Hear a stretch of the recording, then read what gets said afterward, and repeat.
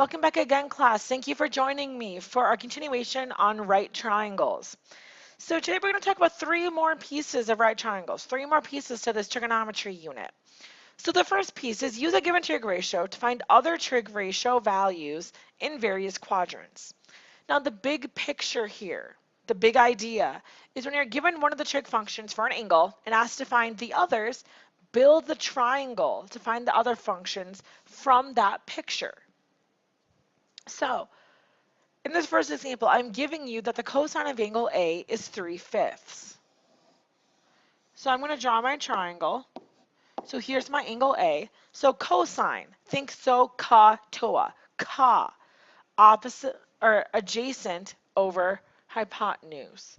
So adjacent over hypotenuse, 3/5. All right, so we have that. So again, the first piece is to draw the picture for me. Now, we need to finish this triangle though. We have two of the sides. We need the third side in order to find sine. So, to find that sine value, well, a squared plus b squared, and this time b squared is what we're missing, equals c squared. So 9 plus b squared equals 25. Well, this time, you guys are so used to adding, you have to remember. In this case, what do we do to get b squared by itself? I actually have to subtract 9 from both sides. When I square root it, I get 4. So, kind of the big picture here is when you're using Pythagorean theorem, make sure you're solving for the right thing. If you're missing a leg, you subtract the values squared. If you're looking for the hypotenuse, you add the values squared, okay? So again, don't forget those little things about the Pythagorean theorem. Well, now that I have that side, now I can go back and I can figure out the sine of A. All right, because sine of A, sine, so opposite over hypotenuse. Well, opposite over hypotenuse, boom, you get 4/5. But that's why we need the triangle. Otherwise, you wouldn't be able to see that opposite and hypotenuse sides. So that's why whenever you're given things like this, you always have to find, or you have to draw the triangle, find that missing piece, and then finish from there.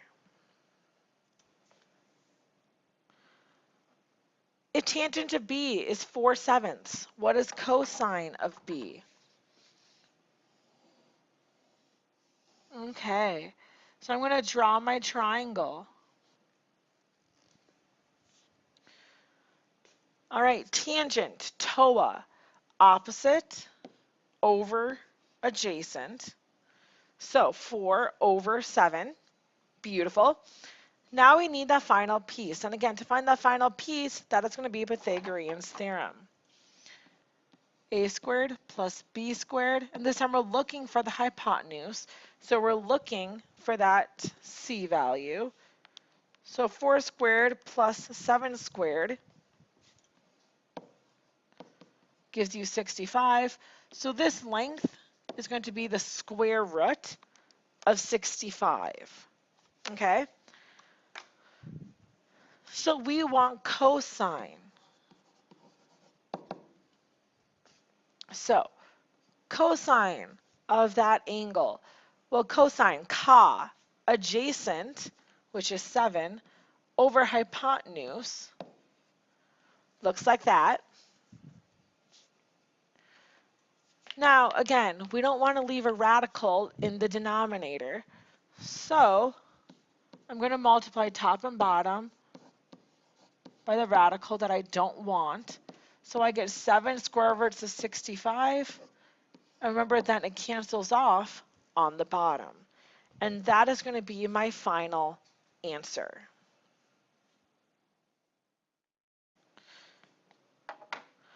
All right. Now, sometimes they're going to designate a quadrant that they want it in. So they're saying the sine of angle A is 5 over 13, but, and they want to know what is cosine of angle A, but they're saying angle A is in between 90 degrees and 180 degrees. All right, so for this time I have to draw my triangle a little bit more carefully. So I want you to remember your unit circle.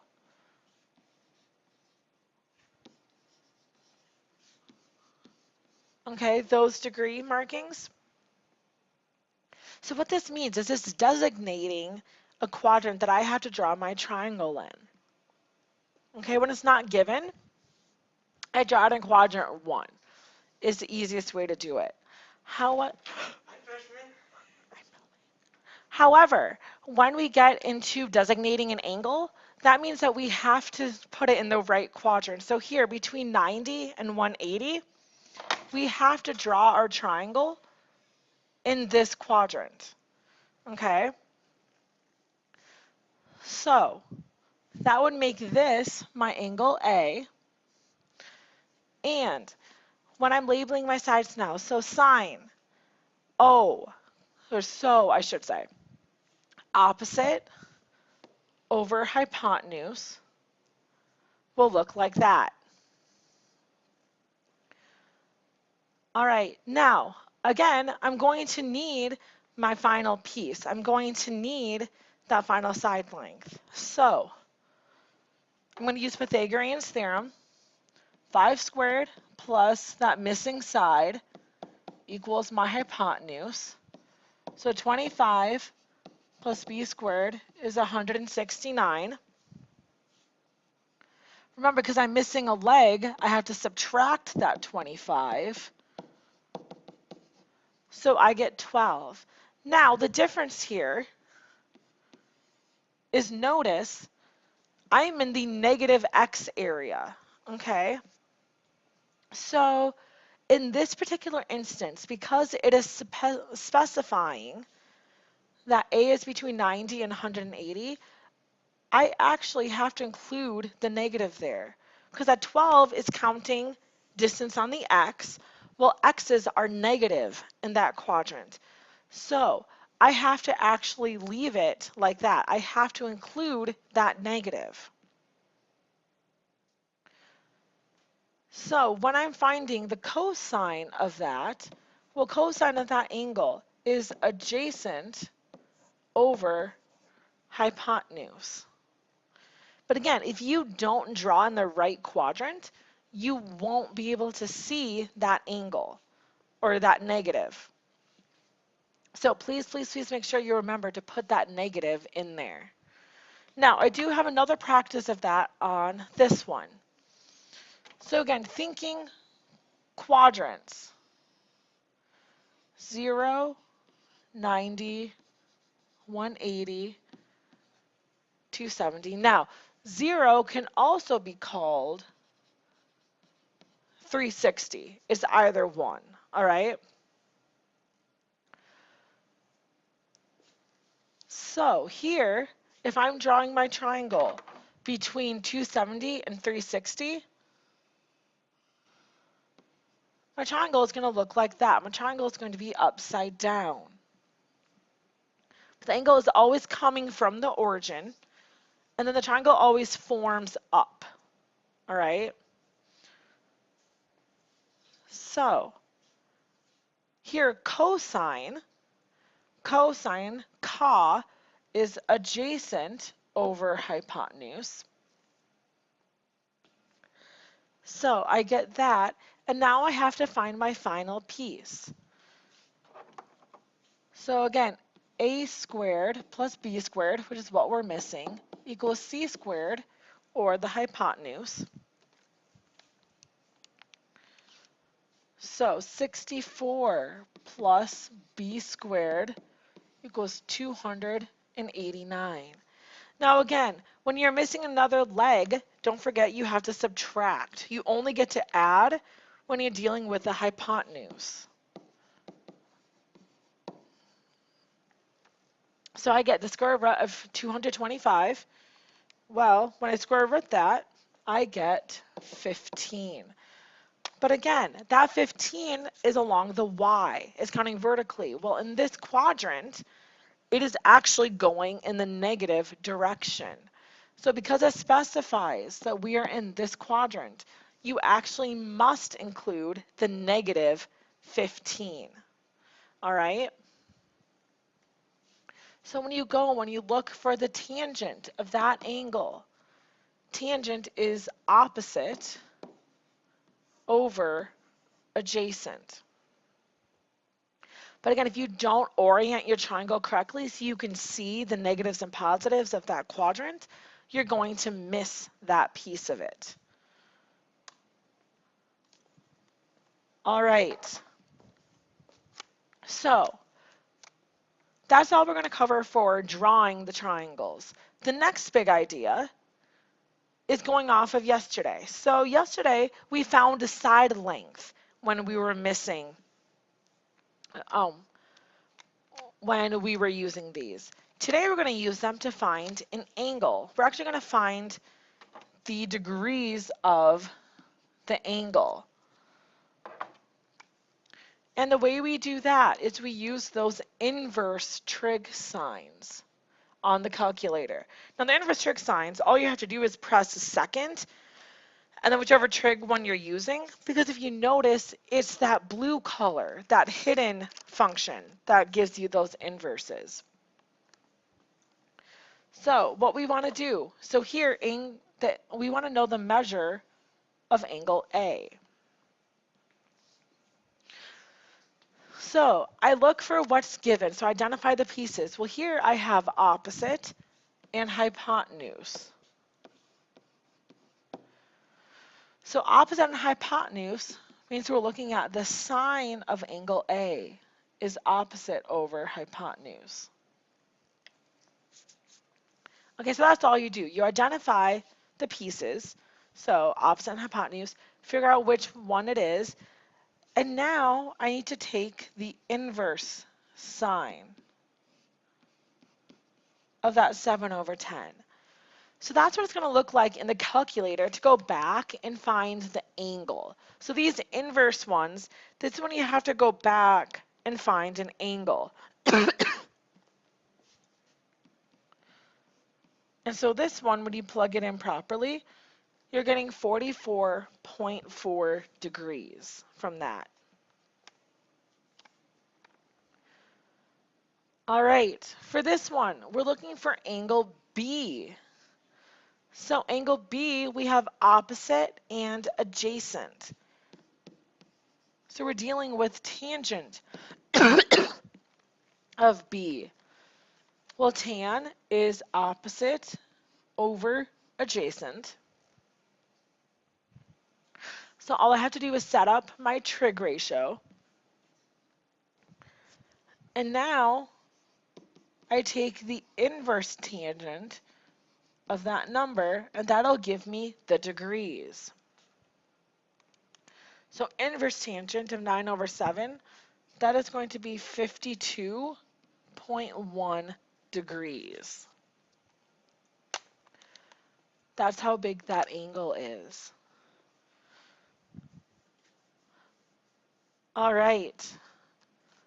So again, really brief introduction to that, but I don't think that should be that difficult because all you're doing is setting up the trig ratio and then solving from there, plugging it into the calculator. The last big idea here, the last one that I need you to know is this. It's called the Pythagorean trig identity. Okay, what the Pythagorean trig identity is it relates sine and cosine to 1. So it says sine squared of x plus cosine squared of x equals 1. And that's always true. So what this is doing for us is, again, is giving us a way to relate sine and cosine to the number 1. It also gives us ways of simplifying certain trig expressions. So, for example, looking at the following. This first one, 3 sine squared x plus 3 cosine squared x. So you can see that sine squared plus cosine squared, you can see it hidden in there, but there's those threes that are getting in the way, okay? And because those threes are getting in the way, what I'm going to do is you can actually factor those threes out. You can take that 3 out of both of them. All right, because now I just have sine squared x plus cosine squared x.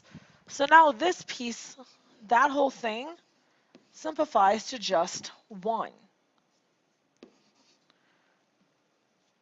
So that whole expression just equals 3.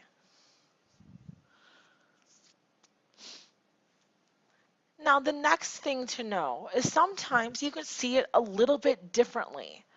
Okay, so look at that 1 minus sine squared x. Again, you can see a relationship there. Okay, however, you need to pick out what it's doing. Well, imagine going back up here. Imagine going to my original equation and imagine subtracting sine squared off from both sides. So what does that leave me with? It leaves me with cosine squared x equals 1 minus sine squared x. So in some of these, you're going to have to be able to manipulate that equation too. So if you remember the basis of it, sometimes you're going to have to manipulate it by subtracting sine squared x from both sides, subtracting cosine squared x from both sides. Because when you do, you simplify that into this.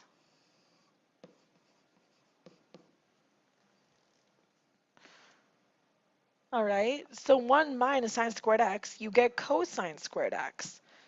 Well, now you should see something interesting happen because I'm square rooting something that is squared. So because I'm square rooting something that's squared, doesn't that square root undo the square? So I just get cosine x over cosine x. Well, now anything divided by itself just gives you 1.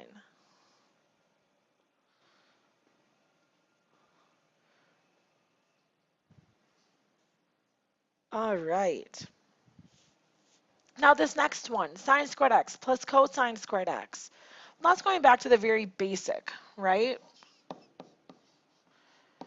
Now the thing that I want to show you here, and the thing that has shown up on the ACT before, when you have 1 over tangent, okay, this actually wraps back into the idea of those reciprocal ones. So 1 over tangent is actually giving you the reciprocal trig ratio. Well, the reciprocal one is cotangent of x. So that's the other thing I want to make sure to point out to you is sometimes situations like that can occur where you're going to have to understand 1 over tangent actually is cotangent. And again, you should hopefully recognize that because of the reciprocal nature of stuff. But just make sure that you know that that's how this works because again, that can very easily show up on the ACT. Another way I've seen this turn up on the ACT is looking like this. They can give you an equation and tell you to solve it. Well, again, here it's pretty straightforward. That piece of it right there, that sine squared theta plus cosine squared theta, you should know that that's 1. And now from here, you should be able to subtract 1 from both sides, divide by 2, and you should be able to get that x is 4. But again, just another way that the ACT can present it to you and that I want you to be able to understand. All right, so that is all for the notes today. I'm sorry that this one got a little bit long again. So please make sure you have this all written out and then come back ready to do your practice work.